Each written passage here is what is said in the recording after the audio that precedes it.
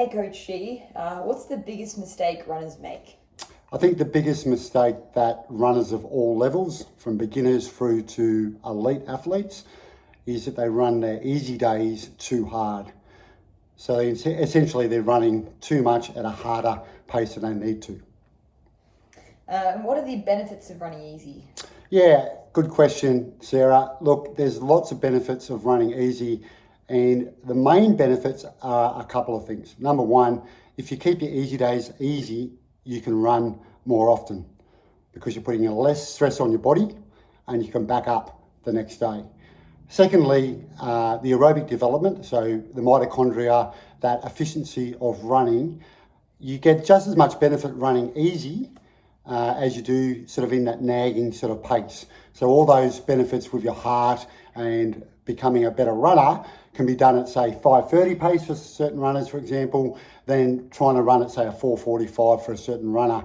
And what that leads to is more fatigue if they're running a little bit too fast on their easy days, increased chance of injury, and also inability to hit the harder workouts.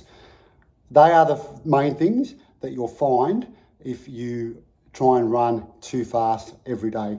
And a lot of beginners, I'll also add, think that each day they've got to go out and push it, okay? And a lot of people also say to me, I've tried to run, but it was too hard.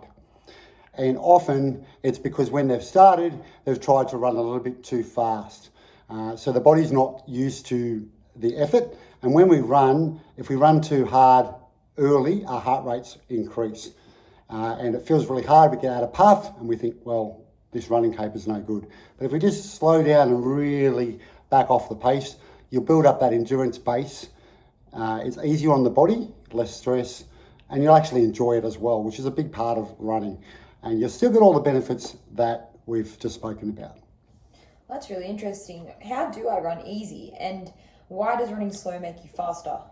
Double pointed question, Sarah. I like it. Number one, there's a few different ways you can run easy.